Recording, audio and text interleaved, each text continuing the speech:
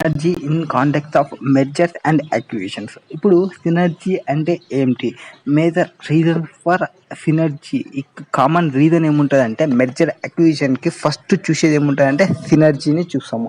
So synergy అంటే ఒక ఫమ్ ఉందనుకోండి, ఏవైతే మెర్జ్ అయిన ఫమ్స్ ఉంటావో, టూ ఫమ్స్ అనేది మెర్జ్ అయినప్పుడు వాటి యొక్క ఇండివిజువల్ వాల్యూ ఎంత ఉంది, మెర్జ్ అయిన తర్వాత మెర్జ్డ్ ఫమ్ యొక్క వాల్యూ ఎంత ఉంది, ఆ వాల్యూ అనేది ఇండివిజువల్ వాల్యూ కంటే ఎక్కువ ఉంటే వాటిని మనం సినర్జీ అంటాము. So value of merged firm greater than individual value ఉన్నప్పుడు మనని సినర్జీ అంటాము. Synergy means increasing in performance, combined firm యొక్క వాల్యూ పర్ఫార్మెన్స్ అనేది ఇంక్రీజింగ్ ఓవర్ ఏ టర్మ్. అంటే టూ ఫమ్స్ ఏవైతే ఆల్రెడీ ఎక్స్పెక్టెడ్ ఆర్ రిక్వైర్డ్ ఎంతైతే ఉందో ఇండిపెండెంట్ ఫమ్కి, వాటికి సంబంధించి ఇంకా ఎక్సీడ్ వస్తే మెర్జ్ అయినప్పుడు వాటిని మనం సినర్జీ అంటాము. So result of complementary service or economies of sales. So వాళ్ళకు ఎందుకు వస్తుంది ఎక్సెస్ అంటే, ఒక ఫమ్కి కొన్ని డిఫిక్ట్స్ ఉంటాయి, ఇంకొక ఫమ్కి కొన్ని డిసడ్వాంటేజెస్ ఉంటాయి. ఈ రెండు ఫమ్స్ కలవడం వల్ల ఆ డిసడ్వాంటేజెస్ ఇంకొక ఫమ్కి ఉన్న అడ్వాంటేజెస్తో మ్యాచ్ కావడం, వాటి వల్ల బెనిఫిట్ అనేది ఇంక్రీజ్ అవుతుంది. ఫర్ ఎగ్జాంపుల్, ఒక పర్సన్ 10 minutes లేట్ ఆలోచిస్తున్నాను అనుకోండి, ఇంకొక పర్సన్ 10 minutes ఫాస్ట్గా ఆలోచించే పర్సన్ అనుకోండి. సో ఇద్దరు కలవడం వల్ల టైం ఈక్వలెంట్ అయిపోతుంది. Like it is a Jalsa movie. So ఇక్కడ గుడ్ ఎగ్జాంపుల్ చెప్పాలంటే కాంప్లిమెంటరీ యాక్టివిటీస్ని తీసుకుంటారు. ఏదైతే కంపెనీ ఉంటుందో, గుడ్ నెట్వర్కింగ్ బ్రాంచెస్ ఉంటాయి కొన్ని కంపెనీస్కి, ఇంకొక కంపెనీకి ఎఫిషియంట్ ప్రొడక్షన్ సిస్టమ్ అనేది ఉంటుంది. ఈ రెండు మెర్జ్ కావడం వల్ల వాళ్ళు ప్రొడక్షన్ చేస్తే, బ్రాంచెస్ ఏదైతే ఉంటావో నెట్వర్కింగ్, వాళ్ళు సేల్స్ మార్కెటింగ్ చూసుకుంటారు.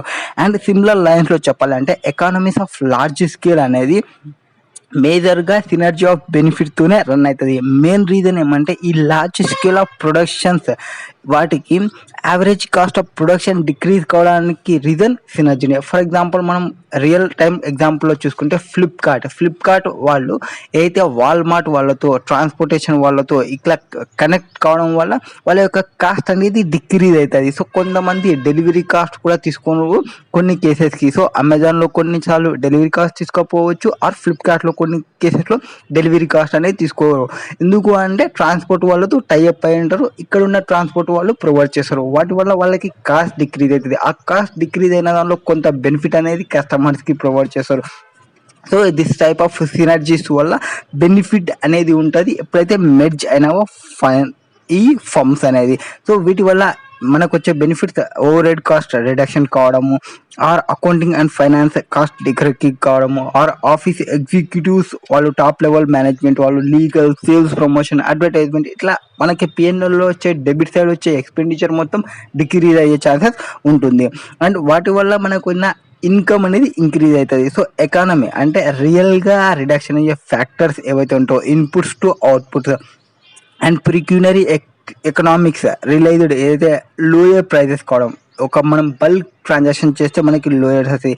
వీటన్నిటిని మనం సినర్జీ అని చెప్పొచ్చు. ఇంకా అదర్ ఫ్యాక్టర్స్ ఏముంటాయి సినర్జీలో అంటే, diversification or taxation or growth or consolidation of production capacity and increasing market power. So diversification అంటే ఏమి, మెర్జర్ కావడం, ఒక టూ అన్రిలేటెడ్ కంపెనీస్తో మెర్జర్ కావడం. దీనివల్ల రిడక్షన్ ఇన్ బిజినెస్ రిస్క్ అనేది డిక్రీజ్ అవుతుంది, మార్కెట్ వాల్యూ అనేది ఇంక్రీజ్ అవుతుంది, అండ్ డిస్కౌంటింగ్ రేట్ అనేది or required rate of return అనేది చేంజ్ అవుతుంది. వీటన్నిటిలో మనకి గ్రేటర్ కాంబినేషన్ ఉంటే statistically independent or negatively correlated income అనేది ఫామ్ అవుతుంది మెర్జ్డ్ కంపెనీస్కి. సో వీటి వల్ల మనకి బిజినెస్ రిస్క్ అనేది తగ్గడం, కంపేరింగ్ టు కంపెనీ ఇన్కమ్ స్ట్రీమ్కి చూసుకుంటే పాజిటివ్లీ కోరిలేటెడ్ ఈచ్ అవుతాయి. సో డైవర్సిఫికేషన్ కావడం వల్ల అదర్ పర్సన్కి, ఫర్ ఎగ్జాంపుల్ ఒక పర్సన్కి పొలిటికల్ ఇన్ఫ్లుయెన్స్ ఉంది అండ్ మన దానికి పొలిటికల్ ఇన్ఫ్లుయెన్స్ లేదు, బట్ మనకి పొలిటికల్ ఇన్ఫ్లుయెన్స్ ఉన్న వాళ్ళు మనకి కావాల్సి ఉంది అనుకోండి. సో మనం వాళ్ళతో టైఅప్ అయినామంటే they will take care of our. So వాళ్ళు కూడా మన దానిలో కొంత ఓనర్ అవుతారు కాబట్టి వాళ్ళు మన దానికి టేక్ కేర్ చూసుకుంటారు. Next taxation. సో ట్యాక్సేషన్లో ఏం చెప్తాము, ట్యాక్సేషన్ అంటే ట్యాక్సేషన్లో మనకి set off or carry forward of losses ఉంటాయి. ఇన్కమ్ ట్యాక్స్, యాక్ట్లో.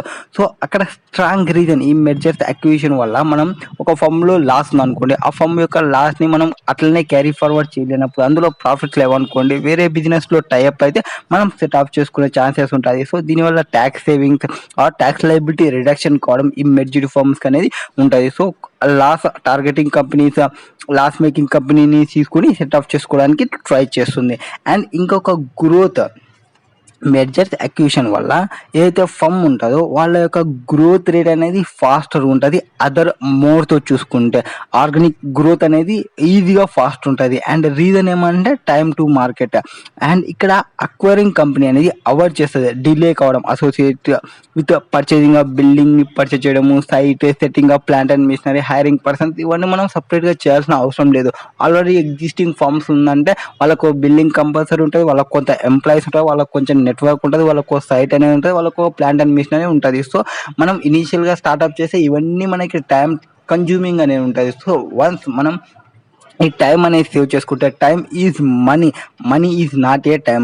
సో టైం సేవ్ చేసుకోవడం అండ్ టైం టు మార్కెట్లో ఎంటర్ కావడం అనేది చాలా ఇంపార్టెంట్. దానివల్ల గ్రోత్ అనేది ప్రాపర్గా ఉంటుంది. నెక్స్ట్ ఇంకొక బెనిఫిట్ ఏమంటే consultation of production capacity and increasing market power. ఇక్కడ మన యొక్క కాంపిటీషన్ అనేది డిక్రీజ్ అవుతుంది అండ్ మన మార్కెటింగ్ పవర్ అనేది ఇంక్రీజ్ అవుతుంది. ఎవరైతే కాంపిటీటర్ ఉన్నారో ఆ పర్సన్స్తోనే మనం పార్ట్నర్షిప్ అయినప్పుడు మనకి ఇంకొక కాంపిటీటర్ అనే వాళ్ళు ఉండరు.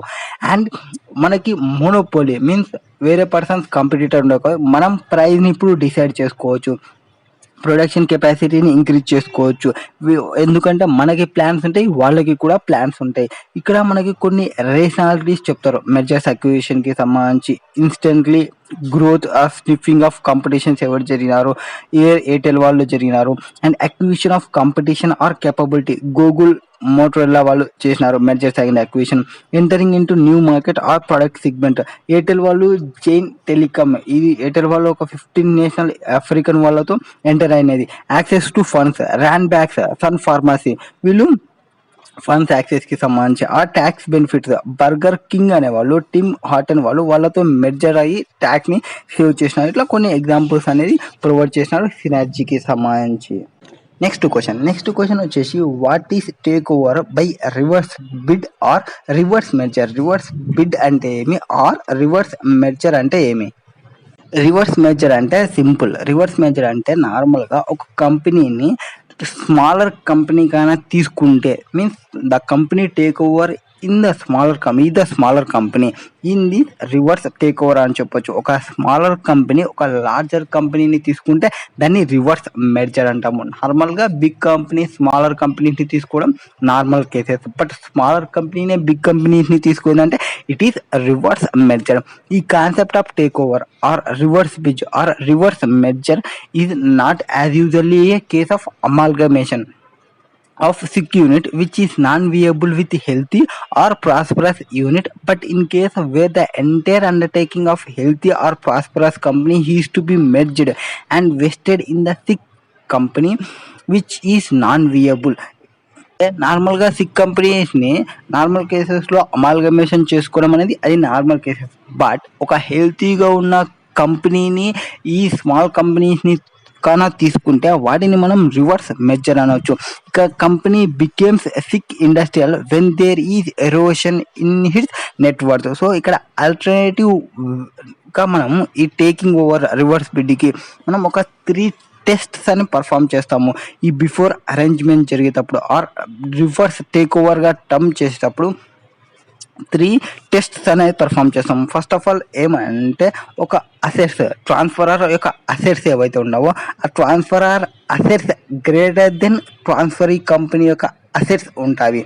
అండ్ ఆ ఎంటిటీ ఈక్విటీ క్యాపిటల్ అయితే ఇష్యూ చేసి ఉంటుందో ఏది ట్రాన్స్ఫరీ కంపెనీ ఇష్యూ చేస్తుంది కదా, ఆ ఇష్యూ చేస్తున్న కంపెనీ యొక్క షేర్స్ అక్విజిషన్ ఎక్సీడ్ అవుతాయి ఒరిజినల్ ఇష్యూడ్ క్యాపిటల్ కంటే. అంటే ఇందులో కంపెనీలో 100 ఉంటే వాళ్ళకేమో 150 షేర్స్ని ఇష్యూ చేయడము ఆర్ కంట్రోల్ అనేది చేంజ్ అవుతుంది. ఎక్కడ ట్రాన్స్ఫరీ కంపెనీలో కంట్రోల్ అనేది చేంజ్ కావడం through introduction of minority holder or group of holders. ఈ 3 టెస్ట్ చూడాలి.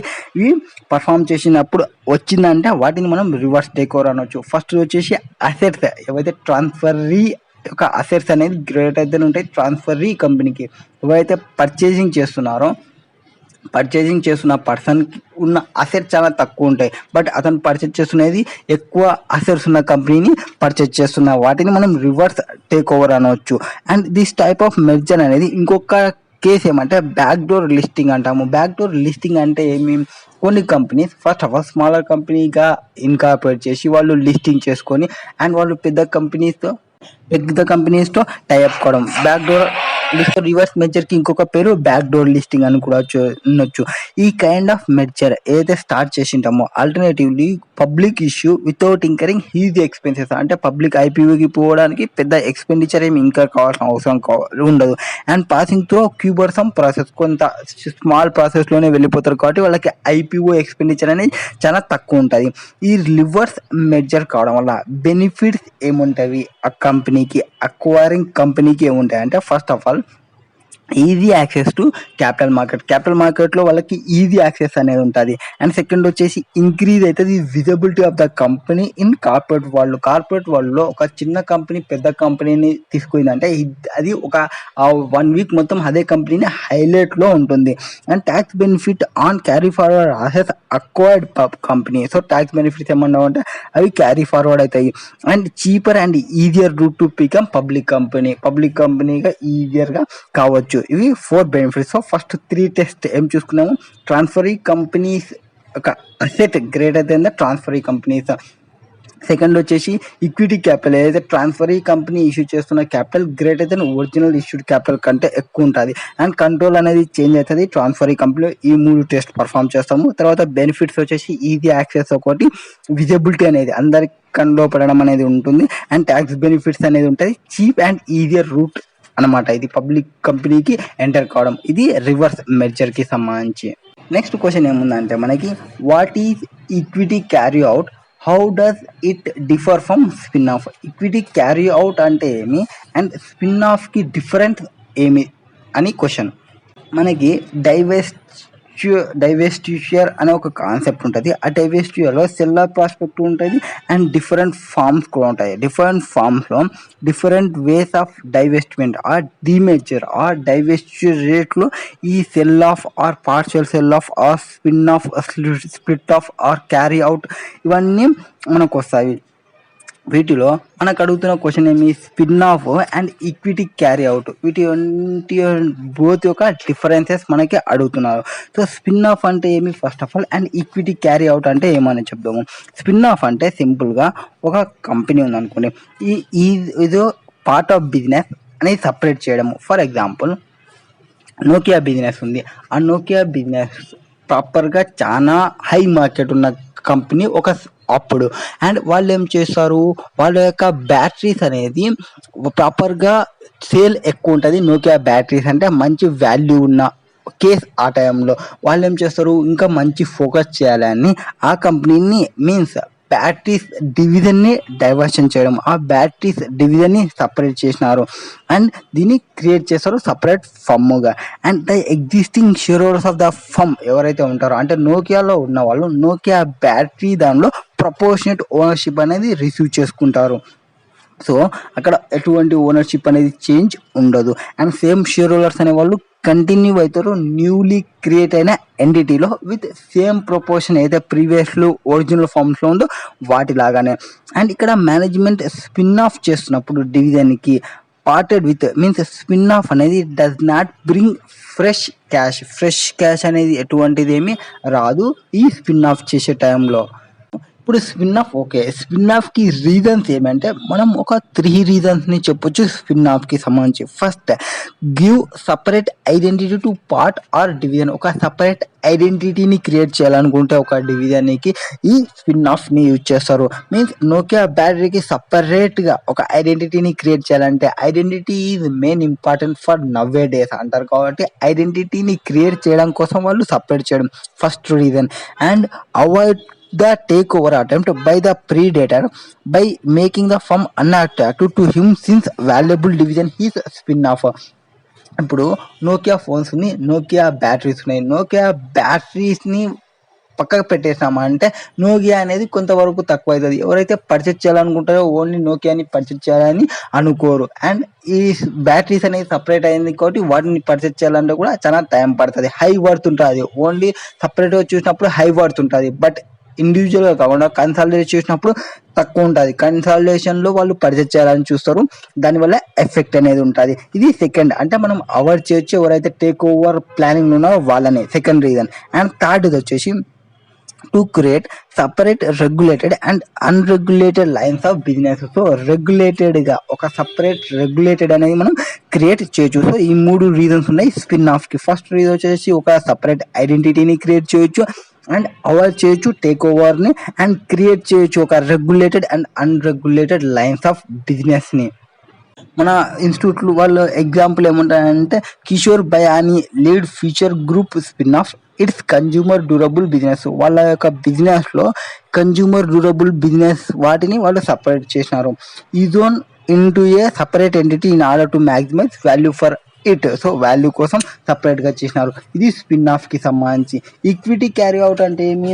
ఇది సేమ్ లైక్ ఏ స్పిన్ ఆఫ్ లాగానే, బట్ హౌఎవర్ సమ్ షేర్స్ ఏవైతే ఉంటాయో న్యూ కంపెనీలో sold in the market by making public offer. మనం స్పిన్ ఆఫ్లో ఏం చెప్పినాము? స్పిన్ ఆఫ్లో ఓల్డ్ ఫామ్లో ఎవరైతే పర్సన్స్ ఉన్నారో ఆ పర్సన్సే షేర్స్ని రిసీవ్ చేసుకుంటారు ఇన్ ప్రపోర్షనేట్ వేలో అని చెప్పినాము. బట్ ఈక్విటీ క్యారీ అవుట్లో ఈ పర్సన్స్ కొన్ని షేర్స్ అనేది through IPO initial public offer ద్వారా వాళ్ళు సేల్ చేస్తారు. దానివల్ల కొంత క్యాష్ వస్తుంది. స్పిన్ ఆఫ్లో చెప్పినాము ఎటువంటి న్యూ క్యాష్ అనేది రాదని. ఈక్విటీ క్యారీ అవుట్లో కొంత క్యాష్ అనేది వస్తుంది. అండ్ మోర్ కంపెనీస్ అనేది ఈక్విటీ క్యారీ అవుట్ని ఎందుకు యూజ్ చేస్తారంటే వాళ్ళ యొక్క షేర్ హోల్డర్స్కి బూస్ట్ ఆఫ్ ఎనర్జీని ప్రొవైడ్ చేయడానికి. ఇట్ ఈస్ లైక్ అయితే Boost is my secret of energy అంటారు కదా. సో అట్లనే కంపెనీ యొక్క షేర్ హోల్డర్స్కి బూస్ట్ ఇవ్వడానికి, వాళ్ళ యొక్క ఎనర్జీని ఇంప్రూవ్ చేయడానికి, మన బిజినెస్లో క్యాష్ ఉందని చెప్పడానికి, క్యాష్ కోసం కొంత పోర్షన్ని పబ్లిక్ ఆఫర్కి పెడితే క్యాష్ వస్తుంది. ఎస్ వీ హ్యావ్ లిక్విడిటీ అనేది క్రియేట్ చేస్తారు. అండ్ ఇక్కడ పేరెంట్ ఫర్మ్ అనేది makes subsidiary public through and IPO. ఎట్లా పోతారు? పబ్లిక్ ఐపీఓకి పోతారు of shares amounting to partial sell off a newly publicly listed company is created but the parent keeps a controlling stake in newly traded subsidiary. ఆ ఐపీఓకి పోయినా పబ్లిక్లోకి పోయినా అందులో ఒక 51% ఆర్ 60% హోల్డింగ్ చేసి ఈ పేరెంట్ కంపెనీనే వాటిని కంట్రోల్ చేస్తుంది ఈక్విటీ క్యారీ అవుట్లో. అండ్ ఈ క్యారీ అవుట్ స్ట్రాటజిక్ అవెన్యూ ఏముంటుంది పేరెంట్ ఫర్మ్కి సంబంధించి అంటే ఒక అనదర్ సబ్సిడరీ కంపెనీని క్రియేట్ చేయడము, ఒక హై వాల్యుయేషన్ని క్రియేట్ చేయడము మెయిన్గా చెక్ చేస్తుంది. ఈ క్యారీ అవుట్లో క్యాష్ అనేది జనరేట్ అవుతుంది. ఎందుకు? బికాస్ ఈ సబ్సిడరీ యొక్క షేర్స్ అనేది పబ్లిక్కి సేల్ చేసినాం కాబట్టి. దీని ఇష్యూ వల్ల వాళ్ళ యొక్క వాల్యూ ఆఫ్ సబ్సిడరీ యూనిట్ అనేది అన్లాక్ అవుతుంది. అండ్ వాళ్ళ యొక్క పేరెంట్ షేర్ హోల్డర్స్ యొక్క ఎన్హాన్స్ అవుతుంది. ఇక్కడ న్యూ లీగల్ ఎంటిటీ అయితే ఉంటుందో క్యారీ అవుట్కి ఒక సపరేట్ బోర్డ్ అనేది క్రియేట్ అవుతుంది. మోస్ట్ క్యారీ అవుట్స్ ఎట్లుంటాయంటే పేరెంట్ అనేది ఒక కంట్రోల్ అనేది పెట్టుకొని రిమైనింగ్ సేల్ చేస్తుంటారు. సో ఇన్ దిస్ కేసులో ఈ some portion of parent firm ఏదైతే ఉంటుందో బోర్డ్ ఆఫ్ డైరెక్టర్స్కి మేబీ షేర్ చేస్తుంది వాళ్ళ యొక్క బోర్డ్ ఆఫ్ డైరెక్టర్కి. సిన్స్ పేరెంట్ అనేది కంట్రోల్ తీసుకుంటుంది స్టేక్లో both firm having common share holder and connection between two likely to strong. అంటే వాళ్ళు స్ట్రాంగ్ ఉండడానికి కొంత పోర్షన్ని పెట్టుకొని రిమైనింగ్ మాత్రమే పబ్లిక్కి పోతారు ఈ ఈక్విటీ క్యారీ అవుట్లో. అండ్ ఇక్కడ బర్డెన్ అనేది చూసుకుంటారు. It is burden. ఇక్కడ సమ్ ఇంటెన్షన్స్ ఏముంటాయి? Won't lead to successful results. కొన్ని కేసెస్లో ఈ ఇంటెన్షన్స్ అనేది సక్సెస్ఫుల్ రిజల్ట్స్ రాకపోవచ్చు. ఎస్పెషల్లీ ఈ carried out subsidiary is too loaded with debt or trouble. ఒకవేళ ఆ సబ్సిడరీ ఏదైతే క్రియేట్ అయిందో ఆ సబ్సిడరీలో ఎక్కువ బర్డెన్ తీసుకుంటే ఆర్ ఎక్కువ లోన్ తీసుకుంటే వీళ్ళ యొక్క ఐడియా అనేది ప్రాపర్ ఎగ్జిక్యూషన్ అనేది కాదు. When it was a part of parent and lack the established track records of growing revenue and profits.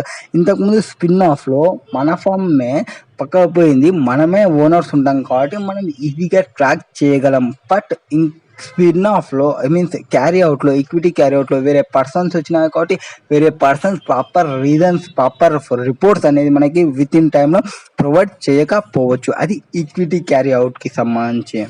Next question, write a short note on horizontal merger and vertical merger. So horizontal merger అంటే ఏమి, vertical merger అంటే ఏమి అనేది ఇక్కడ ఉన్న questions. So first of all మెర్జర్స్లో, so మనకి mergers, acquisition, take over అని చెప్తుంటాం కదా.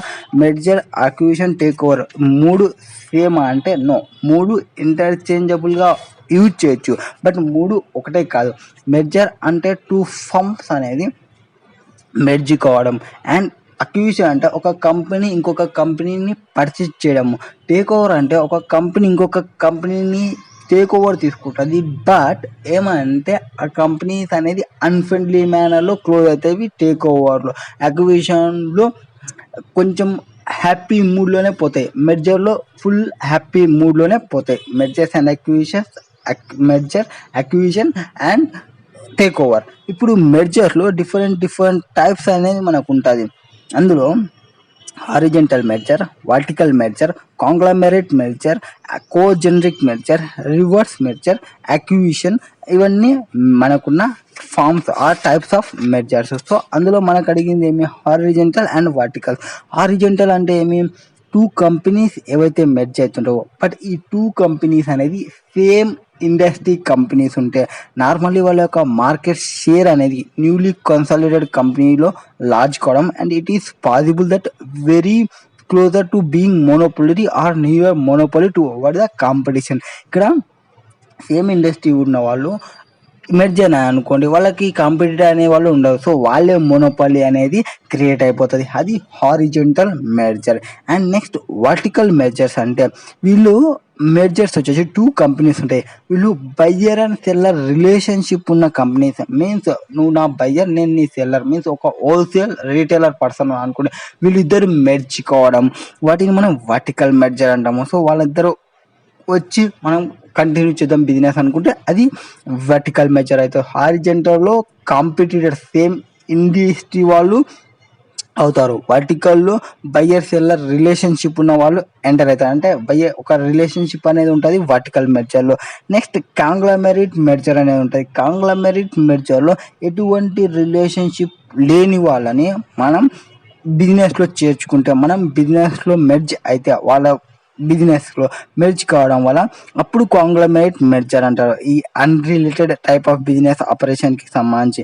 Next congeneric merger. Congeneric merger అంటే వీళ్ళకి కొంచెం రిలేటెడ్ ఉంటవి. ఏవి రిలేటెడ్, ఒక బేసిక్ టెక్నాలజీలో కానీ, ఆర్ ప్రొడక్షన్ ప్రాసెస్లో కానీ, ఆర్ మార్కెట్లో కానీ. ఇక్కడ acquired company extension of product line, market పార్టిసిపేషన్లో కానీ, టెక్నాలజీస్లో కానీ, అందులో కొంత ఆల్రెడీ నాలెడ్జ్ అనేది ఉంటుంది.